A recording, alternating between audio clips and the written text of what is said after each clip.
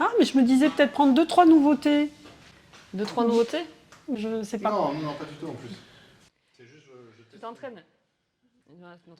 Bon, Ludie, qu'est-ce que tu fais? Mais je prends un échantillon représentatif. Bah, tu sais que ça serait peut-être plus simple quand même qu'on fasse tout là. Oui, mais c'est rigolo de descendre avec un carton. Oui, bah, descendre avec le carton, tu vas t'encombrer, t'auras les bras chargés. Vous montez du coup? Bah oui, on va monter. Bon, comme vous voulez. On se met là. Tanan arrive. Hop. Ça ressemble un peu à ceux qui avaient écrit une autre BD, non? Ça te pensé au vieux fourneau? Oui. Ouais, alors c'est pas le même illustrateur, c'est pas le même scénariste, mais ça peut y faire penser dans la mesure où c'est une histoire d'amitié entre deux monsieur retraités. Et en fait, le pitch, c'est que ce monsieur-là décède. Et en fait, il a menti sur toute sa vie à son meilleur ami, qui est un ancien notaire et qui est obligé de retracer tout ce qu'il lui a raconté pour essayer de retrouver de potentiels héritiers. Oui. Et ensuite, on a évidemment du manga, du manhwa, manga coréen, du manhwa. Donc, si tu regardes cette vidéo, on a reçu secrétaire Kim. Tu peux venir l'emprunter bientôt. Bientôt, il sera enregistré. On a du shonen. Alors, le titre est impossible à dire. Dead Demons. Des destructions. Spice Family, super bien. Chicky Love. Hein. Et on a aussi évidemment du shoujo. Avec la suite de Chicky Love. Et une nouvelle série, Orimiya. Ah, ça c'est mignon. Ouais, les amateurs de shoujo, venez. Vous avez l'aval de Vous notre avez, stagiaire. Vous avez l'aval de Mathieu, notre stagiaire. Et bien sûr, du roman, du fantastique français, La Cour des Ouragans, tome 3 d'une série en cours. Il est français. Il est français, Victor Dixon, et en fait c'est si Louis XIV n'était pas mort, mais qu'il avait été transformé en vampire et que les ténèbres régnaient désormais Johan Elio, sur quoi. la France. C'est pareil, c'est de la même famille. Il y a ce côté-là, mais vraiment plus fantastique. Voilà. Bien. Et encore plus attendu, le dernier tome de la trilogie, Du Peuple de l'air par Holly Black, donc La Reine sans royaume. N'achète pas ce livre, il est à la médiathèque. Viens l'emprunter.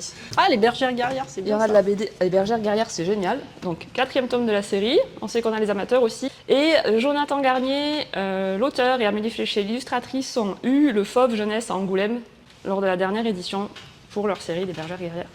Donc c'est super chouette, on peut le montrer un peu dedans. Voilà. Super titre aussi, et un incontournable, indémodable, Voilà. intemporel. Depuis la nuit des temps, bientôt. Qui existe depuis la nuit des temps, d'aventure, La Rose écarlate. Voilà, de Patricia Lufung. On adore, la suite est arrivée. Et je vais enlever mon gros carton, peut-être. Que tu puisses. Et voilà. Donc, tout. Ben, en adulte également, des nouveautés. Mémoire des âmes, donc c'est Le Cœur des Dragons, tome 3. C'était assez punché. C'est de la très bonne fantaisie, très fourmillante. Il faut suivre pour le lire, mais beaucoup de personnages, beaucoup de rebondissements. Et je crois qu'on a même le tome 4 qui est arrivé. Alors, Le Prieuré de l'Oranger, qui est absolument énorme, mais qui est très beau aussi. Un petit peu de roman historique, voilà, vers Calais.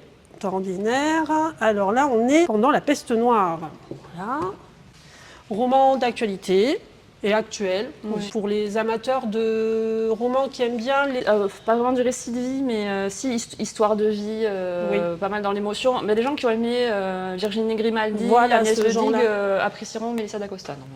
Et je disais, par rapport à Johan Vixen, Elio, ouais. voilà, Johan Elio, qui a tendance à faire du fantastique et aussi de l'Uchronie régulièrement dans tout ce qu'il écrit. Donc un petit peu de SF, un petit peu de romans plus habituels, des romans historiques. Voilà. Alors là, c'est un roman policier et on est chez les Indiens et les Indiens du Canada normalement. Alors, Les recettes des dames de Finlay. Là, petit roman à l'anglaise avec humour un petit peu.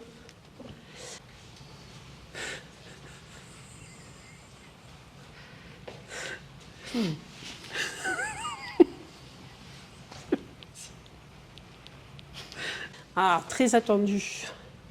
Les Maîtres enlumineurs. Joli roman de SF, plutôt fantasy. Ouais, plutôt fantasy. Donc là, le début d'une saga encore. Qui a été recommandé par les amateurs de fantasy. Oui. Un peu partout sur Internet. Oui, et puis en formation aussi. Un long voyage de Claire Duvivier, toujours en SF. On s'est un peu lâché sur la SF. Fantasy. Mais il y a des très bons titres. Un long voyage, on l'a vu partout aussi d'ailleurs.